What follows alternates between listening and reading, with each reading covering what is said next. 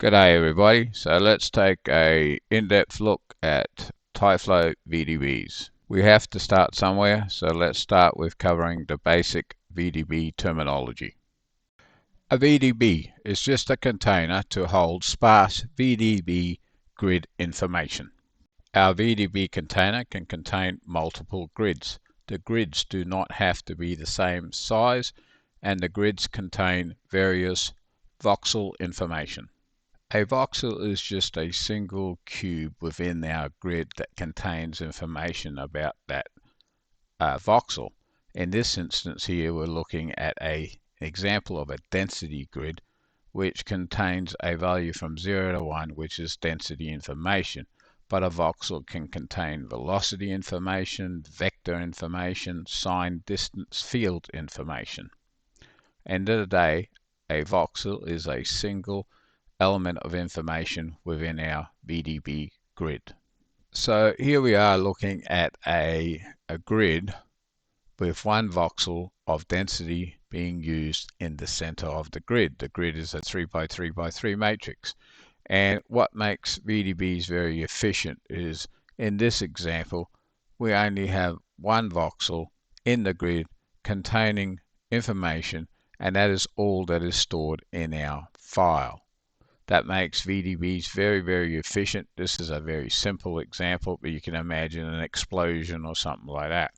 If we add some neighboring pixels here, right, and we rotate, and they have various densities, right, I'll just try and set something up here.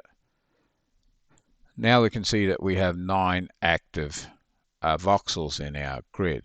So in this instance, only the information for these 9 voxels would be stored in our VDB file. We've already had a look at a bit of a density voxel. So what would an SDF be, which stands for signed distance field?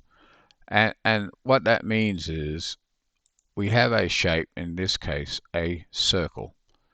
We're looking at a 2D variation, but everything I say here kind of applies in 3D as well. And this is our source shape, so to speak. If we use signed distance field to calculate and reproduce that shape based on a signed distance field, then what it's going to do is use some values stored in each one of these voxels. So when we zoom in on this circle, we can see that we have information in every voxel, and any voxel on the outside of our shape is a positive number, and any voxel on the inside of our shape is a negative number, hence the term signed distance field. The voxels that are 0 or almost 0 represent the voxels that define our shape. So 0 meaning, it's on the surface of our shape. So if we're now going to use SDF to reproduce a new VDB, then we need the resolution to support the recreation of that shape. So in other words, if I start to decrease our resolution enough, the blue line is going to start to deform from the white perfect circle, right? Because there's not enough voxels to recreate that surface, and the smaller we get, the worse it gets, right? And it'll give you an idea of this signed distance field. Sometimes we see the term level set. What is a level set versus a signed distance field? Well, they're both signed distance fields, but the main difference in the level set version is when we look at these green threshold squares, right? You can kind of think of that as your level set. You can define how far either side of your shape you want voxels to help in calculating that surface, and this makes it a way more efficient way of storing SDF data. For example, in a standard SDF you would have values in all the voxels. In a level set version of that signed distance field, you would only have information stored on the voxels closest to the surface depending on the threshold you set.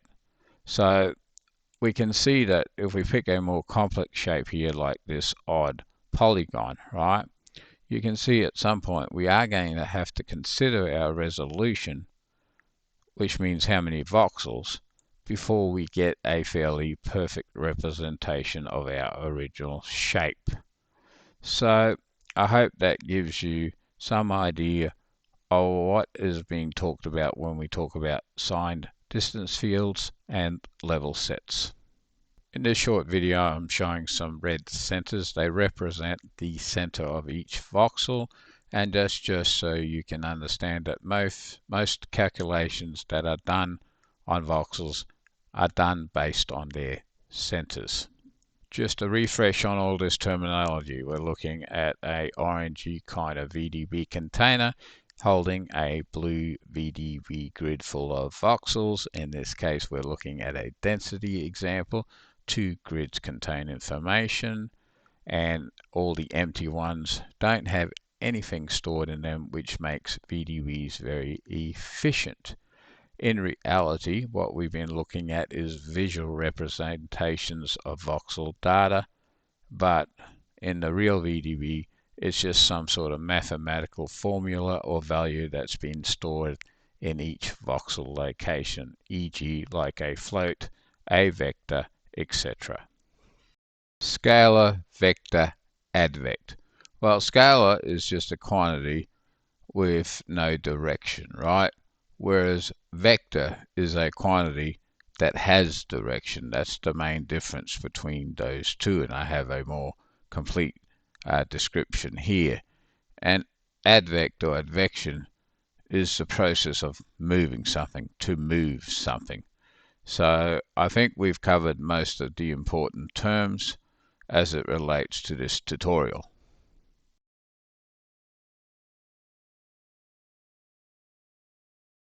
Alright, so here we are inside Studio Max, and we have TyFlow up, and we have a 10 by 10 by 10 box. So we want to turn this box into a VDB, so we select the birth VDB operator. And we can see here that we have two choices. We can either initialize a VDB or we can load a VDB from file. So let's first of all understand what TyFlow can and can't do with VDBs. TyFlow and VDBs. TyFlow can import/display VDB format sequences but not render them. For rendering, you would need a third-party renderer like Phoenix or V-Ray, etc. TyFlow particles and VDB can interact. Example, convert VDB to particles, affect particles with VDB forces. You can't manipulate individual voxels in a loaded VDB. Voxels have a static location in space.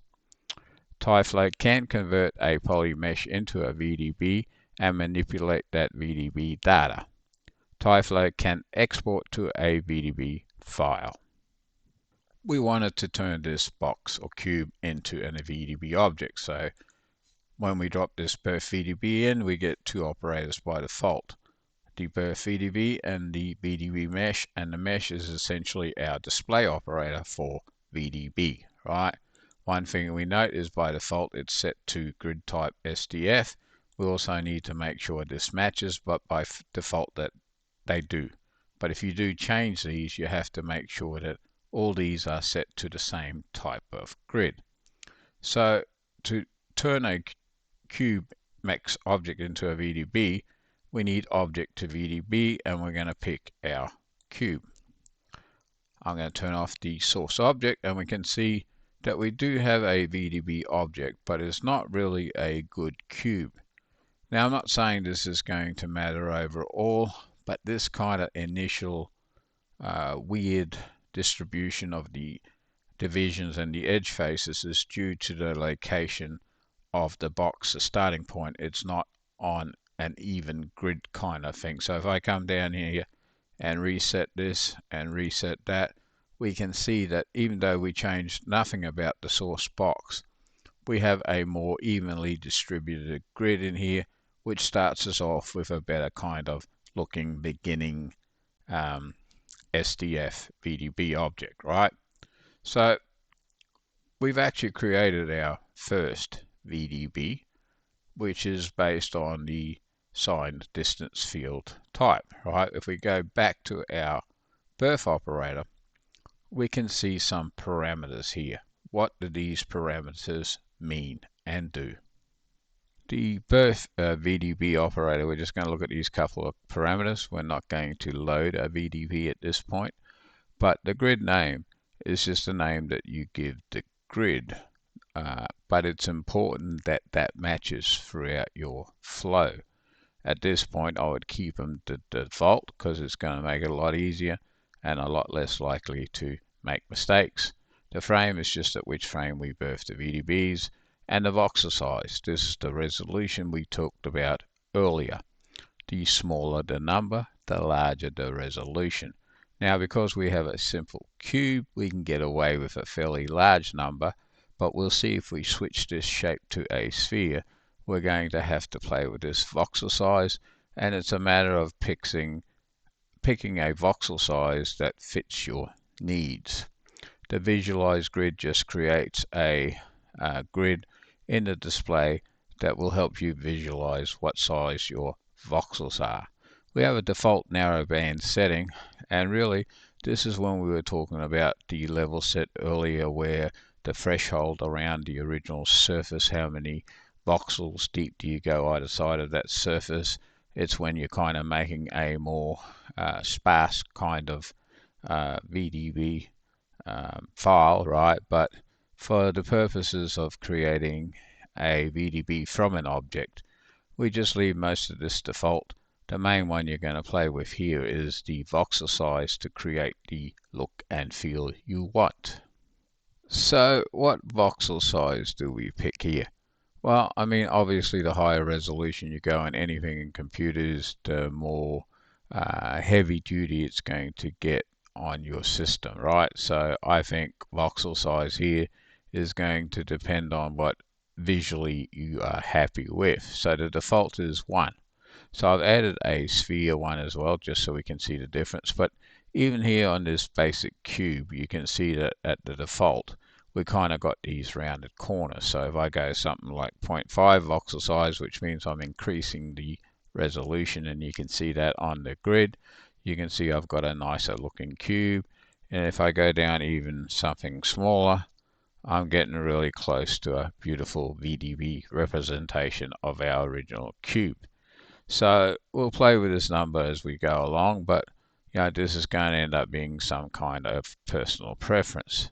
If we kind of look at the sphere version of it, you can see that we've kind of got at the default here of 1, you can see that we've kind of got a chunky square-ish sphere, right? And that's because there's not enough resolution to create the full curves. So, we obviously have to increase that one to be visually more appealing.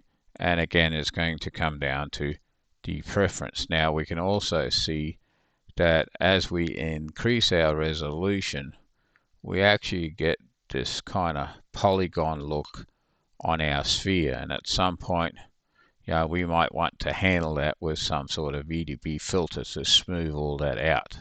So it's again a matter of finding a balance, and we can see that the higher resolution we go, the more defined each polygon of our source sphere is, right? Which is obviously not the look we want if we're going for a sphere. And we're definitely going to have to do something with that. But there's just a quick overview of these settings. So at this point, we've created 2 VDB shapes, very basic. Okay, so we created 2 VDB shapes. Let's combine them and kind of look at an actual example versus theory. Let's take a look at a flow involving the cube and the sphere, right? So really, if we turn off TyFlow for a minute and we see our 2 objects, you can just see that I've got a cube and a sphere overlapping, and the dimensions are actually in the title or the name. And you can see over here that really it's just an expansion of what we already did. I set the voxel size to 0.1 centimeter to get the resolution I needed. Originally, I create the box as a VDB object, and then separately I create the sphere and I say add it to the box. So that is combining the box and the sphere into a single VDB object. Now, to make this flow a little bit interesting for our first kind of walkthrough, I'm now also introducing particles so you can see that we can totally interact with particle flows, right? And you can see here that again, remember, you got to, if you're doing the grid type SDF, it's got to be SDF all the way through, right? So always be cautious of what grid type is in each one of your operators, right? But anyway, I'm including the flow, which is this flow, and it says here include this flow's particle, and you can see that the operation I'm doing is a subtraction. So that's the equivalent of a VDB subtraction, except we're using the particles and not individual objects, right? And then I'm just applying a smoothing filter to smooth out all the results. Now, one thing that is important here is the time step that you have TyFlow set on. What kind of time step do you want? Do you want like a incremented step result where you see each position of the spheres dropping, or do you want a more smoother? So you might have to go fairly high in your time step to create a really smooth subtraction.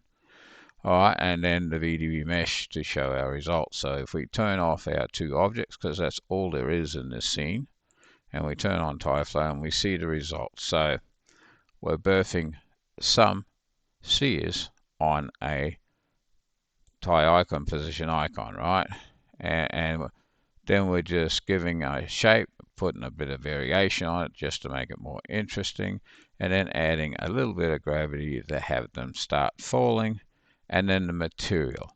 For this setup, I've made all the spheres dropping material ID 2, and for this VDB section up here, you can see there's a material operator inside of the VDB mesh, and I've set that to 1. And then when we just go into our material editor, you can see I have a basic kind of material set. All right, and we assign the material, we display and we make it renderable, and then what we see is we have our original two objects being combined and smoothed, right? And then as the particles start to drop and they finally reach our VDB shape, combined shape, then this operator here is doing all the heavy work and with the subtraction. Now you could do all sorts of interesting things here, but we're just really kind of at least trying to get started. And you can see how I've got a fairly smooth result, a fairly smooth subtraction. That really comes down to the time scale, right? And obviously if I select my Ty icon, which I'm having trouble doing here, alright, so if I set my flow and I go into the modify, you can actually see that I'm at 1/16 to create a really smooth flow. Now if I change this, it's going to recalculate, but for the purposes of visualizing what's going to happen, you can see that we're going to get a more kind of segmented, more kind of curvy result. So that depends on what kind of effect you're looking for, but I think this is a valid example of doing something with VDB. And let's move on. Let's take a look at a second example, which is kind of like a simple DNA strand using VDB. Here's a flow that represents that DNA strand thing we just saw. Even though it's a simple DNA strand, it's just an example of using VDB to do something. In this case, we're adding to the shape. In our previous example, we kind of subtracted from the shape. So in a way, this is a variation of that. And don't worry, even though there's a lot here, it's actually very simple and very repetitive, right? It was actually harder to set up the actual helixes and the cross lines that took more time and had to be more diligent about everything. So if we turn off TyFlow for a second and we turn on our two main helixes, so there's our two helix shapes here, right? And then we have all our cross lines, and basically, we're just using spheres of various sizes with follow path constraint. So if we turn on our spheres, and we can actually see what's going on, this is just the max version, right?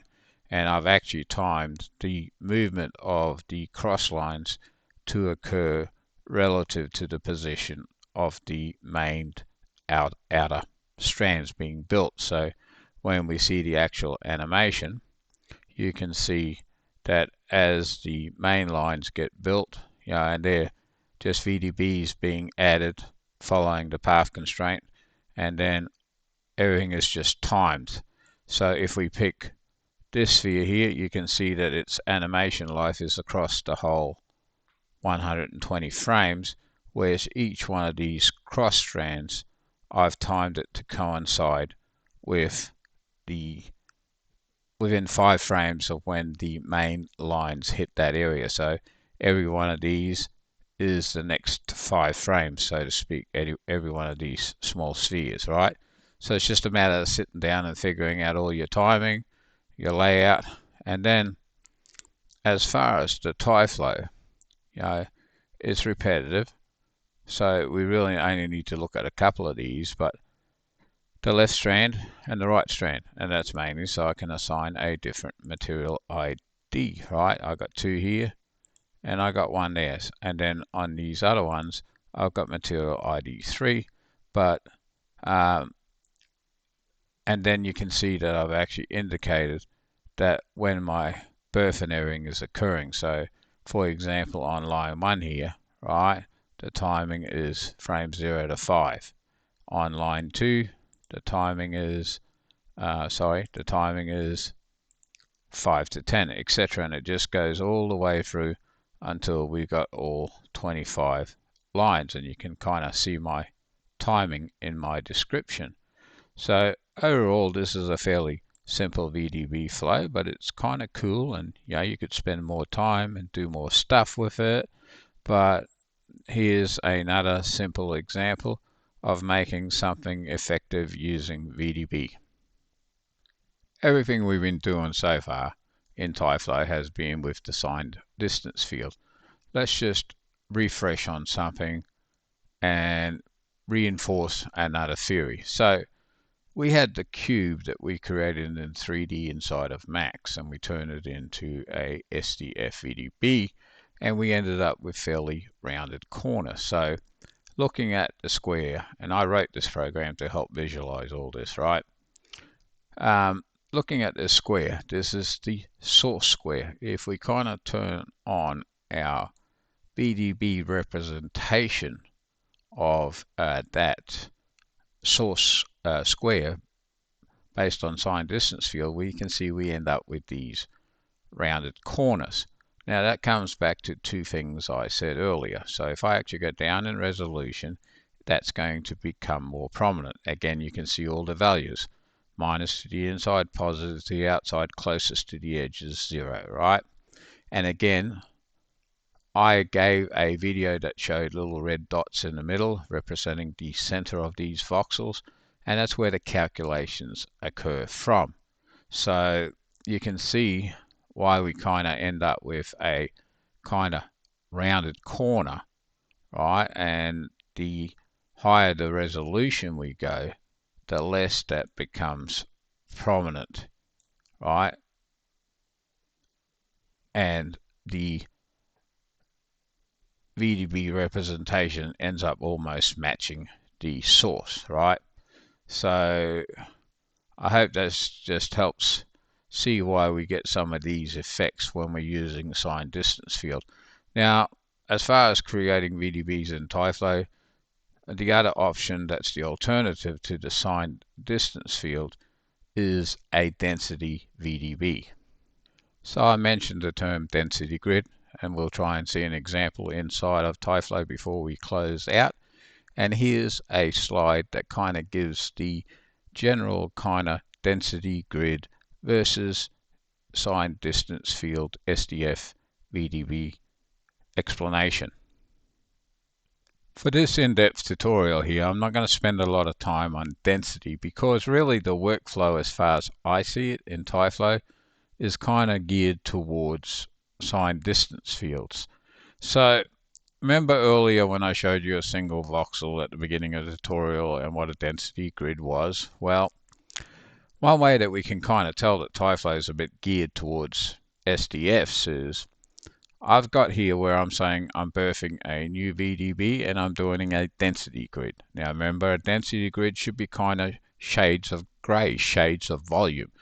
Generally the way that you would use a density grid is volumetric data. What is volumetric data? Well, something like an explosion from Phoenix or some other app, Embergen or something, right? Where you have clouds that spread out from an explosion, and then you have different kinds of volumes, a volume for the density of the explosive cloud, some sort of flame information, some sort of heat or something information. That's what we think would be more useful for like density grids, right? So we can see here that technically I'm loading this, creating this new VDB and into a density grid, and I'm adding an object into density grid, and then in VD Mesh I select density grid.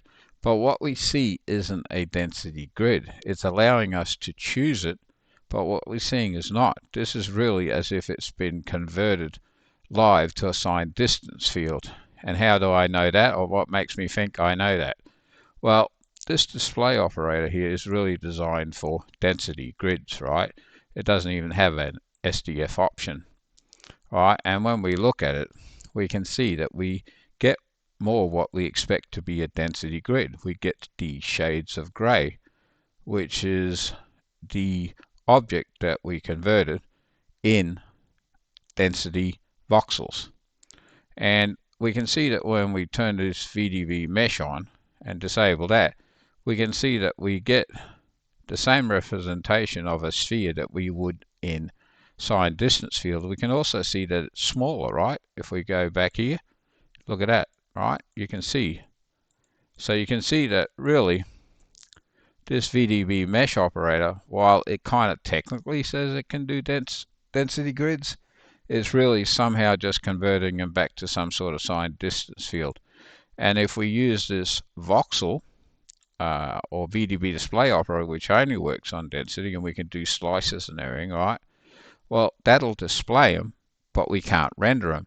So maybe hence one of the problematic things, or when we saw what TyFlow can and can't do, one of the things that it said it could do was it could load volumetric data but couldn't render or alter it, right? So that's why we'll just do this very short intro here on density and stick with the main workflow being on signed distance fields.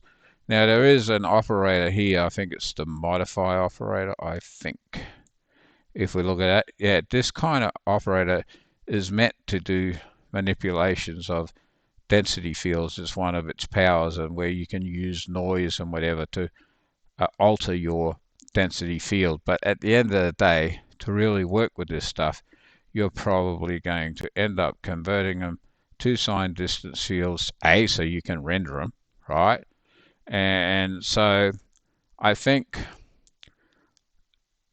the true topic of density inside of TyFlow as far as VDBs is probably a whole topic for another video tutorial. I'm just going to close out this density section by loading an example VDB. In this case, it's like bubbling fluid example from Embergen, right? And the grey thing we're looking at here, the shades of grey, is the density, the volumetric data, and the yellow here is the VDB mesh interpretation, which obviously is a signed distance field conversion of some sort, right?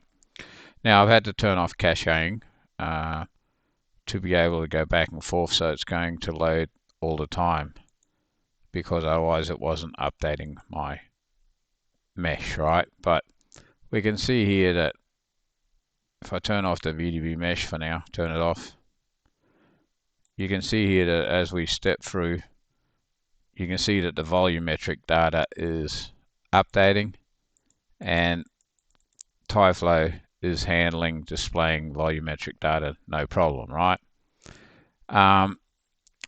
So the only thing I've got to say about this right now is when we look at this mesh version and we turn that back on and let it calculate and update, all right, you can see that generally speaking there's some sort of offset, they're not aligned.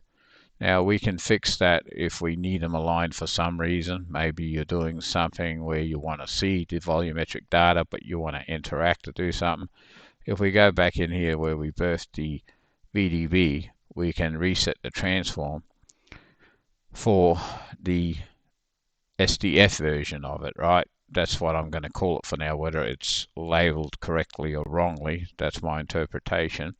And now these two will align.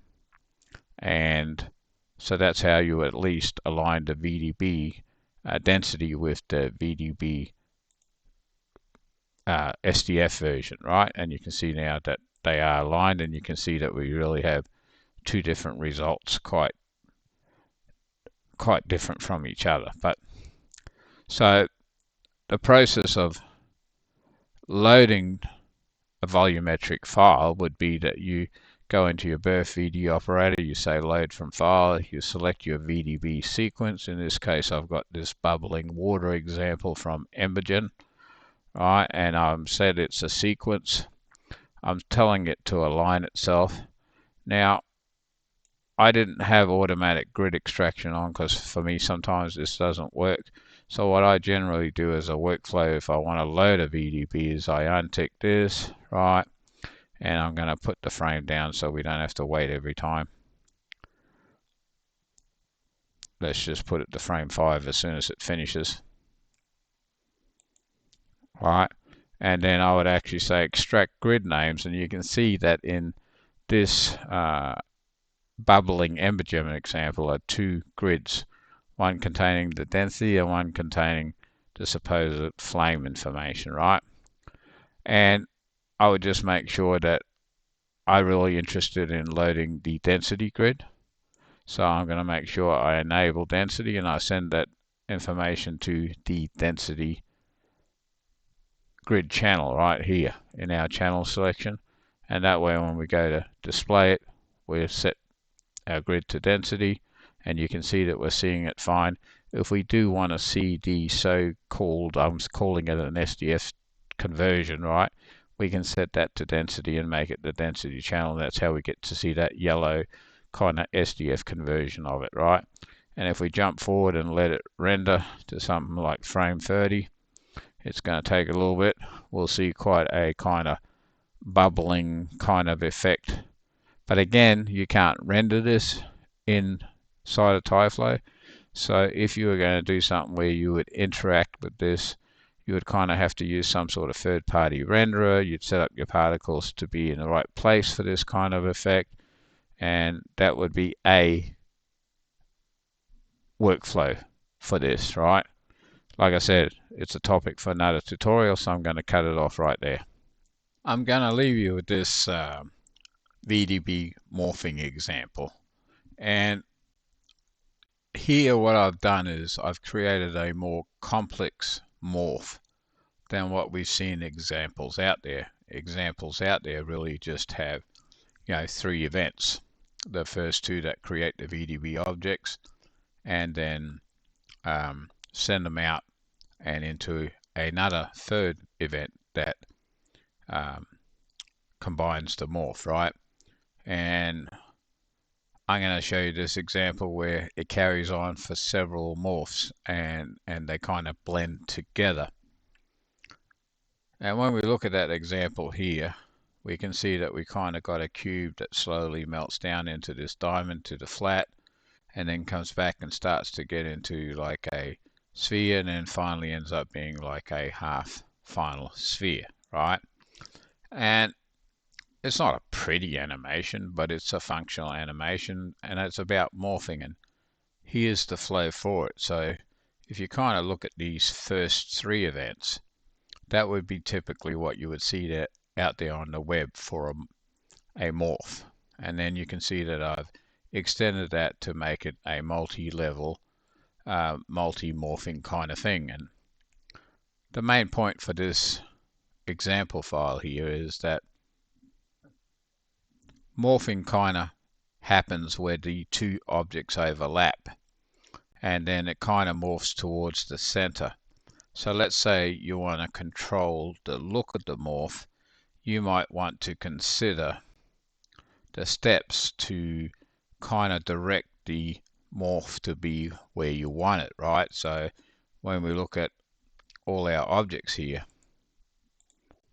you can kind of see how I thought about it, right? So we have like our start here was the cube, and I kind of originally I was only going to do 3 steps, and then I wanted to start melting it down into the round shape, the end right here, the round shape.